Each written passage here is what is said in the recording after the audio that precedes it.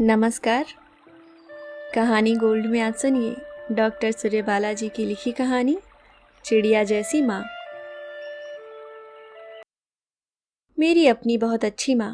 पता नहीं अब के पहले किसी बेटे ने अपनी माँ को इस तरह का पत्र लिखा या नहीं, लिखेगा भी या नहीं, पर कभी न कभी हर बड़ा हुआ उद्विग्न और कई तूफानी लहरों के बीच फंसा हुआ बेटा अपनी माँ को एक ऐसा खत लिखने के लिए छटपटाया जरूर होगा। इतना मैं पूरे विश्वास के साथ कह सकता हूँ। एक बात और भी समझ लो माँ, कि आमतौर पर लड़के लड़कियों की शर्मीली, संकोची और दब्बू कहकर चाहे जितना चिढ़ाया करें, लेकिन अपना दुख दर्द खुलेआम कहने बांटने, अपने अंदर का सब कुछ जग जाहिर करने में जितने दब्बू, जितने संकोची लड़के होते हैं, लड़कियां नहीं। नन्ही बच्चियों से लेकर दादियां नानियां तक हंसते रोते बड़ी सहजता से अपना आत्म पुराण बखान ले जाती हैं, जबकि मर्द मानुष बच्चे से लेकर वयोवृद्ध तक अपने एहसासों की पोटली समेटे ताउम्र अनकहा खड़ा रह जाता है। मैं स्वयं भी इस समय जो कुछ जितना महसूस कर रहा हूँ उसे सहमा सकुचाया अटक अटक कर ही तुम तक पहुँचा पा रहा हूँ, क्योंकि कहा ना, तुम्हारे पास बैठकर गले में बाहें डाल सब कुछ कह पाने की पात्रता नहीं मुझ में। जानता हूँ इस संकोच की बहुत बड़ी कीमत चुकानी पड़ती है मुझे, क्योंकि तुम सोचती हो कि तुम्हारे इस बेटे के पास तुमसे कहने सुनने के लिए कुछ है ही नहीं। कारण अब उसके पास एक अदद पत्नी जो है। यूँ कहता सुनता तो यह बेटा पहले भी नहीं था तुमसे, पर तब वह अकेला था, अक्खड़ उद्दंड और खिलंदड़ा। बोले या न बोले, कहे या न कहे, था तो सिर्फ अपनी माँ का बेटा ही। लेकिन अब उसके पास एक अदद पत्नी है। अब वह मन का सब कुछ न ओढ़ा पत्नी से ही बांटता होगा, इसलिए माँ से नहीं बांटता। यह अंदेशा, सच सच कहो माँ, क्या तुम्हें अंदर अंदर विकल नहीं किए रहता? नहीं, जाहिर नहीं किया तुमने कभी कुछ भी। मुझसे बहुत छुपा कर रखी है अपनी यह बेचैनी, यह बेकली। शायद अपने आप में स्वीकारोगी भी नहीं कि कहीं बेटे की मधुलिका वधू से अति अंतरंगता तुम्हें एक खालीपन के एहसास से, कुछ हाथ से सरक जाने के अंदेशे से एक विचित्र किस्म की विकलता सौंप गई है। मुझे मालूम है इस एहसास मात्र से तुम खुद अपनी दृष्टि में लज्जित और शर्मिंदा महसूस करोगी, कभी पूरे होशो हवास में स्वीकारोगी भी नहीं। लेकिन मेरा मन कर रहा है कि एकदम तुम्हारे सामने, तुम्हारी खाट पर बैठकर तुम्हें समझाकर कहूँ कि अगर तुम इस तरह की असहजता या बेचैनी महसूस कर रही हो तो इसमें लज्जित होने जैसा कुछ भी नहीं। एकदम स्वाभाविक प्रतिक्रिया है यह तुम्हारे जीवन में आए जबरदस्त उलटफेर की। उलटफेर? बेटे की शादी, एक माँ का सबसे मोहक लाड भरा सपना, लेकिन अनादिकाल से इस मोहक सपने के साथ जुड़ी विडंबना जाने कितनी माँओं ने चुपचाप सही होगी, तथा किसी और के सामने स्वीकारोक्ति की लज्जा और पीड़ा से बचे रहने की यथासंभव कोशिशें की होगी। पीड़ा क्यों नहीं होगी माँ? दूर बचपन से पूरे 26 सालों तक जिस बेटे पर तुम्हारा एकाधिपत्य रहा, जो एकमात्र तुम्हारी मिल्कियत रहा, वह एकदम सिर्फ 2-4 दिनों के हेरफेर में तुमसे छिटक कर कहीं और जा पड़ा। तुम्हारे देखते देखते किसी और का अंतरंग हो गया, और यह जगह भी किसी और ने नहीं बल्कि एक लड़की यानी एक अन्य स्त्री ने ही ली क्या? तुम्हारे समूचे भावनात्मक हक पर चुटकी बजाते आसन जमा बैठ गई। तो लुटी पिटी तो तुम महसूस करोगी ही। नहीं माँ, मेरी समझ से यह जरा भी अस्वाभाविक नहीं। जानता हूँ मेरे द्वारा प्रयोग में लाए इस लुटे पुटे शब्द पर तुम्हें आपत्ति होगी। कहोगी, क्या मैं मधुलिका के आने से लुटी पुटी महसूस करूंगी? तुझे क्या पता कैसा छोह उमड़ता है बेटे बहू को साथ साथ देखकर। जब मेरी उम्र का होगा तब पता चलेगा। माँ की ममता में डूबते उतराते मार्मिक गीतों का एक अक्षय भंडार है अपनी लोक संस्कृति में, इसका साक्ष्य रूप। जानता हूँ मैंने इस सच से कब इनकार किया। यह एक पूरा सच है, सिर्फ एक पूरा सच नहीं। तुम तड़प कर छटपटा कर कहोगी, ऐसे असंख्य अनंत सच हैं। तुझे मालूम है, पूरे 30 सालों से अनारदाने जैसे माड़िकों से सजा सतलड़ा सहेज कर रखा था। पुत्र वधू का घूंघट उठा उसके गले में पहनाने की साथ से, लेकिन जैसे ही पता चला कि मधुलिका को जयपुरी कंगनों का शौक है, वह एकमात्र सतलड़ा तुड़ाकर कंगन गढ़वा दिए, सिर्फ इसलिए कि मुझे मधुलिका वधू की आंखों में छलकती उस खुशी की विकल प्रतीक्षा थी जो उसके अपने चाहे कंगनों को सरप्राइज में पाने पर होती। मधुलिका की हंसी, मधुलिका की खुशी, मधुलिका की सुख सुविधा मेरे जीवन की एकमात्र आकांक्षा बन गई थी। इस रंग की साड़ी, ऐसा घाघरा कांचली पर जरी का काम, ओढ़नी पर तिल्ले का, वधू को ऐसे सजाऊं सवारूं, ऐसे पहनाऊं, ऐसे उड़ाऊं। हाँ हाँ माँ, यह एक पूरा सत्य है, लेकिन इसके साथ एक सच यह भी है कि अपने इस हद से गुजरते जुनून में तुम कहीं बिल्कुल भूल गई कि मधुलिका तुम्हारी बहू के सिवाय कुछ और भी है। एक पत्नी, एक लड़की, एक परिपक्व व्यक्ति और एक माँ की बेटी भी। उसकी अपनी रुचि, अपने शौक, अपनी इच्छा, अपनी स्वाधीनता। मैं कहाँ बाधक थी इन सब में। मैंने तो उसकी बेटी से बढ़कर चाहना की थी। सास का नहीं, माँ का लाड़ लुटाना चाहती थी उस पर। बस यही तो तुम्हारी सबसे बड़ी भूल थी माँ। एक माँ होकर भी तुम इतना नहीं समझ पाई कि माँ हमेशा एक ही होती है। माएँ कई नहीं हुआ करती। तुम चाहे जितना लाड लुटा डालो, 20-22 वर्षों तक जन्मदायिनी माँ के साथ रही बेटी हफ्तों महीनों के अंदर किसी अन्य स्त्री को अपनी माँ कैसे मान बैठेगी। सुनो और समझो माँ, तुम किसी बहू के लिए दुनिया की सबसे अच्छी सास भले हो सकती हो, माँ से बढ़कर हो सकती हो, लेकिन माँ नहीं। इसी बात को उलटकर कहूँ तो बहू को भी तुम बेटी से बढ़कर भले मान लो, लेकिन बेटी नहीं हो सकती वह तुम्हारी।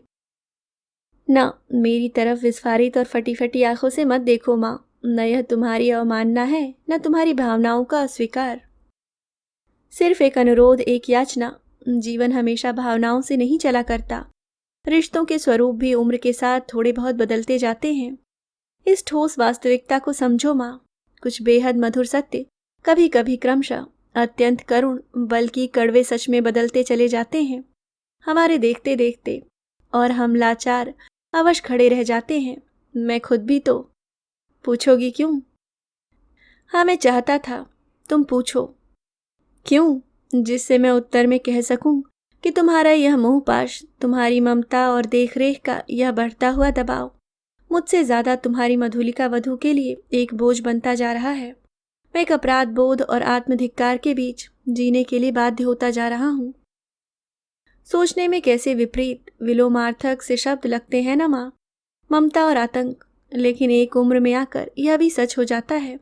तुम पूछोगी कैसे, तो सुनो। अपनी मधुलिका वधू को भरपूर समेट पाने के लिए जैसे जैसे तुम्हारी ममता की उत्ताल तरंगे हरहराती आती, मधुलिका वैसे वैसे कतराती जाती। जितना तुम देना चाहती, मधुलिका उतना ले पाने का उत्साह बिल्कुल न दिखाती। लेकिन तुम्हारी उमंग का ओर छोड़ना था। तुम हर शर्त पर जल्दी से जल्दी मधुलिका पर मेरे समान ही ममता की गागर उलट देने को उतावली थी। लेकिन मधुलिका को तुम्हारी भरी गागर का आभास ही जैसे जुकाम के अंदेशे से बितका देता। मैं मूक दर्शक बना देखता रहा। तुमने हम दोनों को सुबह की चाय तक दरवाज़ा खटखटाकर देनी शुरू कर दी। मधुलिका बिल्कुल न पसीजी, बल्कि उल्टे उसे लगा तुम जरा सब्र से काम लेती तो वह खुद थोड़ी देर में तुम्हें चाय का कप थमा सकती थी। यह तो उसे शर्मिंदा सा करना हुआ।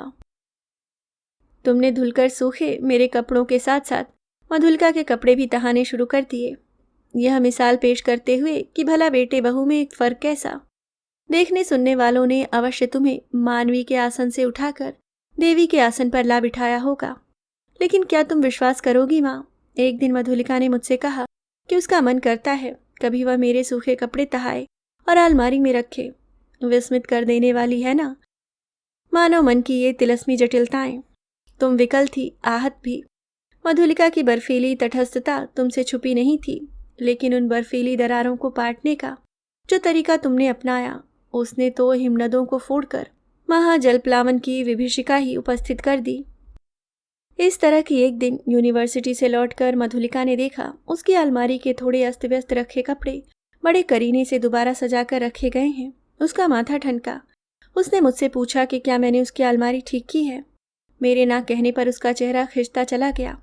पता चला बहू रोज रोज जल्दबाजी में यूनिवर्सिटी भागती है। सारी अलमारी गुड़मुड़ी, अव्यवस्थित। आज अध खुली अलमारी से आधा पेटीकोट बाहर झूलता देख तुमने सोचा क्यों न बहू को कपड़े ढंग से रखने तहाने का सलीका भी सिखा दूं। अब न सिखाऊंगी तो कब, और मैं न सिखाऊंगी तो कौन। लेकिन हुआ इसका उल्टा। यह पता चलते ही कि तुमने उसकी पूरी अलमारी खंगाल डाली है। खुश या कृतज्ञ करने के बदले मधुलिका का चेहरा उत्तेजना से खिंचता चला गया। क्रमशः अपनी खिंचती नसों को नियंत्रित करने में असमर्थ वह तेजी से भागते हुए बिस्तर पर ढह पड़ी। मैंने बिस्तर के करीब जाकर कुछ कहने की कोशिश ही की थी कि मधुलिका वहशियों से चीख पड़ी, जैसे मैं पास आया नहीं कि भूचाल आ जाएगा और वह कहीं से भी कूद फलांग जाएगी, जैसे मेरा स्पर्श मात्र बिच्छू के डंग सा जहरीला हो। हतबुद्धि आवाक में चुपचाप खड़ा रहा, मधुलिका के अनजाने एक निश्चित दूरी पर। अचानक जैसे कई ज्वालामुखियों के बीच कोई सैलाब आया हो, इस तरह विक्षिप्त हो वह फफक फफक कर रो उठी। बदहवास शब्दों में सिर्फ एक ही वाक्य दोहराती कि मुझे मुक्ति चाहिए, मैं छुटकारा चाहती हूँ, छुटकारा इस घुटन से, सब कुछ से, सब कुछ से। मैं लज्जित हूँ माँ, नतमस्तक भी। मधुलिका द्वारा तुम्हारी माया ममता और शिक्षा दीक्षा की चाहना के इस निर्मम अस्वीकार पर तुम्हारी फटी फटी सी शून्य में निहारती विस्फारित आंखों का सामना कर पाने का साहस नहीं मुझ में। इसलिए तो जीवन में पहली बार तुमसे बात कर पाने के लिए इस कलम और अक्षरों का सहारा लिया।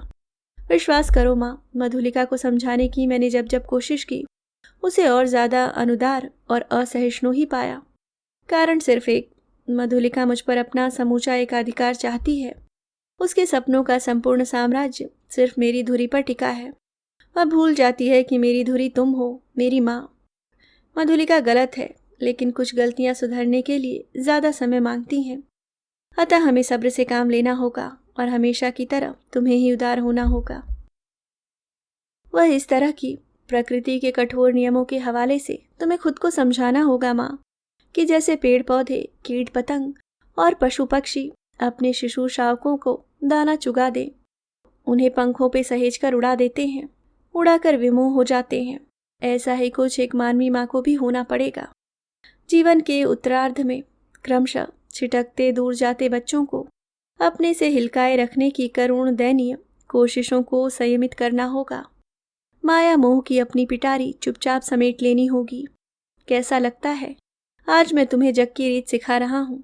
पूरे 26 सालों तक तुम्हारी महामोही गोद में पलने पुसने के बाद तुम्हें विमोह हो जाने की शिक्षा दे रहा हूँ, एक चिड़िया जैसी हो जाने की।